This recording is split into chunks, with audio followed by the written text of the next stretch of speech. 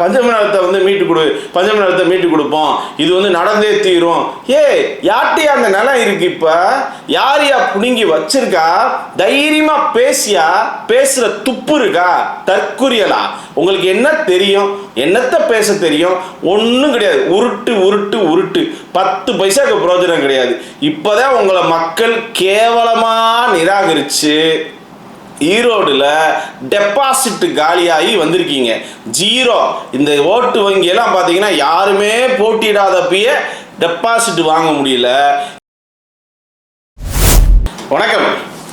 இந்த நாம் தமிழர் கட்சியக்காரவங்களை பார்க்குறப்போ நான் கூட கொஞ்ச நாள் அப்படி நம்பிட்டு இருந்தேன். ரொம்ப தைரியமாக பேசக்கூடிய ஆட்கள் போல, எதையும் உடச்செறிஞ்சு பேசுவாங்க போல அப்படின்னு நினச்சிக்கிட்டு இருந்தோம். ஆனால் நேற்று நடந்த காமெடி என்ன அப்படின்னா, இந்த திருப்போரூரில் ஒரு நடைபயணமாக போய் ஒரு பொதுக்கூட்டத்தை நாம் தமிழர் கட்சி நடத்தி முடிச்சிருக்காங்க. அந்த கூட்டத்தில் அவங்க வைத்த கோரிக்கை என்னன்னா, தமிழக அரசு ஜாதிவாரி கணக்கெடுப்பு நடத்தணும், அதுபோல் பஞ்சம நிலத்தை பார்த்தீங்கன்னா மீட்டெடுக்கணும், அதுக்கு பார்த்தீங்கன்னா உடனடியாக நடவடிக்கை எடுக்கணும் அப்படின்னு சொல்லி பேசினாங்க. சரி, இதில் என்ன இருக்கு? நாம் தமிழர் கட்சி என்ன தைரியம் இல்லாதவங்க, எதையுமே உடச்சி தெளிவாக பேசக்கூடிய ஆள் இல்லை அப்படின்னு நீ சொல்றதுக்கு என்ன காரணம் அப்படின்னு கேட்டிங்கன்னா, இங்கே தான் பெரிய காமெடியே அடங்கியிருக்கு. சரிங்க, ஜாதிவாரி கணக்கெடுப்பு நடத்தணும், அதில் யாருக்கு எவ்வளவு மக்கள் இருக்காங்களோ அதுக்கு தகுந்த மாதிரி இடஒதுக்கீட்டை கொடுக்கணும் அப்படின்றத நாங்களும் கேட்கிறோம். இந்த நாயக்கர்கள் இல்லை, உங்களை போன்றவர்கள், தெலுங்கர்கள் என்று அழைக்கக்கூடிய எங்களை போன்றோர், மொழி சிறுபான்மையினர், நாங்களும் இதை கேட்கின்றோம். அதில் எந்த குழப்பமும் இல்லை, எந்த மாற்றமும் இல்லை. யார் எவ்வளோ இருக்கானோ அதுக்கு தகுந்த மாதிரி சரியாக பிரித்து கொடு அப்படின்றதுல எந்த மாற்று கருத்துமே இல்லை. ஆனால் இந்த பஞ்சமநல மீட்பு அப்படின்றத பேசுகிறப்போ உலக மகா காமெடிங்க. இந்த நாம் தமிழர் கட்சி மேடை ஏறி பேசுகிறாங்க. எல்லாருமே ஒரு சில பேர் ஜாதிவாரி கணக்கெடுப்பு நடத்துங்கன்ற தலைப்பை மட்டும் பேசிட்டு கீழே இறங்கிடுறாங்க. இந்த நாம் தமிழர் கட்சியை சேர்ந்த ஆட்கள் ஒரு 20 பேர் பேசியிருப்பான். ஆனால் பேசுகிறப்ப என்ன சொல்கிறாங்க அப்படின்னு பார்த்தீங்கன்னா, இந்த பஞ்சம நிலத்தை மீட்டெடுக்கணும். இவங்கெல்லாம் பார்த்தீங்கன்னு சொன்னால் கொத்தடிமைகளாக அந்த காலத்தில் ஒரு ஆளை வேலையாளாக வச்சு அவருக்கு அவர் வீட்டில் ஒரு திருமணம் அப்படின்னா இந்த இடத்த பிடுங்கிட்டு அந்த திருமணத்துக்கு ஒரு காசு கொடுத்துட்டு உழைப்பையும் வாங்கிக்கிட்டு அப்படி இப்படி நிறைய விஷயங்களை எடுத்து சொல்லாங்க. இதெல்லாம் உண்மையான்னு கேட்டால் உண்மை. ஆனால் என்ன இதில் இருக்கக்கூடிய விஷயம் அப்படின்னா, யாராவது ஒரு ஆள் யாருக்கிட்ட இந்த பஞ்சம நிலம் இருக்கு, நீ யாருக்கிட்ட மீட்டு தர போற அப்படின்னு தைரியமா பேசியிருக்கணுமா இல்லையா? அதை தவிர்த்துட்டு வழக்கம் போல இங்கிட்ட ஒரு உருட்டு அங்கிட்ட ஒரு உருட்டு, உருட்டர் கட்சி அப்படின்னு வச்சுக்கலாமா? உருட்டர் கட்சி தலைவர் நாம் தமிழர் கட்சியினுடைய சீமான், ஒருங்கிணைப்பாளர் பேரே உருட்டல் சீமான்.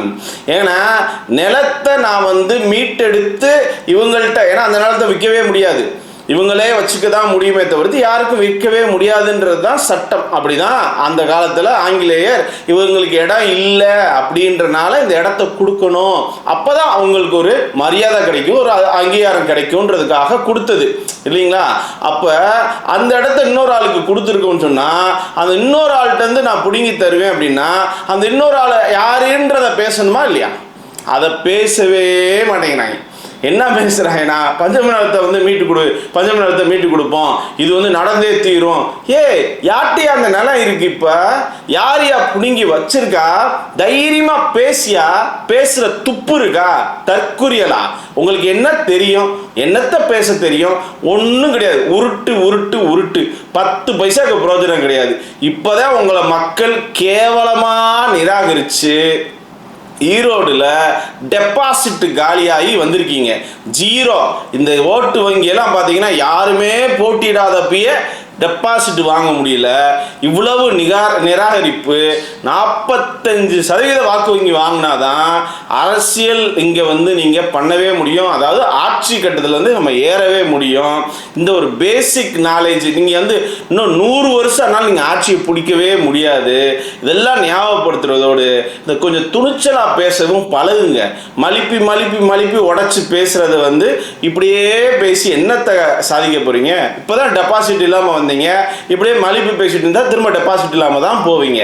அதனால இந்த காணொலியை பார்த்துட்டு இருக்க மக்கள் நாம் தமிழர் கட்சியினர் வந்து கேட்கலுங்க. என்ன கேளுங்கன்னா, எப்பா நிலத்தை மீட்டு தருவேன்னு சொல்ற தைரியமான ஆம்பளையா இருந்தா யார்கிட்ட இருந்து மீட்டு தருவேன் அப்படின்றத சொல்லு. யார்கிட்ட அந்த இடம் இருக்குன்னு சொல்லு. அதை சொல்ல மாட்டேன். அப்போ நீ ஃபுல் அண்ட் ஃபுல் நீங்கள் பண்ணுறது ஃபுல்லுமே போலி பித்தலாட்டம். எப்படி தமிழ் தேசியம்ன்ற பேரில் போலி தமிழ் தேசியம் பேசுகிறீங்க. தமிழ் தேசியத்துக்கு நாங்கள் தான் முதல் ஆதரவு. என்னைக்குமே இந்த நாயக்கர்கள் உங்களால் தெலுங்கர்னு அழைக்கக்கூடிய எங்களை போன்றவர்கள் எப்பயுமே தமிழ் தேசியத்துக்கு எங்களுடைய முதல் ஆதரவு இருக்கும். ஆனால் இந்த போலியாக பேசிக்கிட்டு தேவையில்லாத பிரச்சனையை உருவாக்குறத என்னைக்குமே நாங்கள் வரவேற்கவே மாட்டோம். ஆகையே மக்களே, இந்த காவல்காரன் பிஎம் பாரத் மீடியாவை சப்ஸ்கிரைப் பண்ணுங்கள். துளியும் அச்சம் இல்லாமல், துளியும் சமரசம் இல்லாமல் நமக்கான குரலாக நம்ம ஒழிச்சிட்ருக்கோம். இதை வந்து பார்த்தீங்கன்னா நீங்கள் சப்ஸ்கிரைப் பண்ணி பெருத்த ஆதரவு வழங்கணும் அப்படின்றத கேட்டுக்கிறேன். அடுத்த காணொலியில் உங்களை சந்திக்கும் வரை உங்களிருந்து விடைபெறுவது பிஎம் பாரத். நன்றி.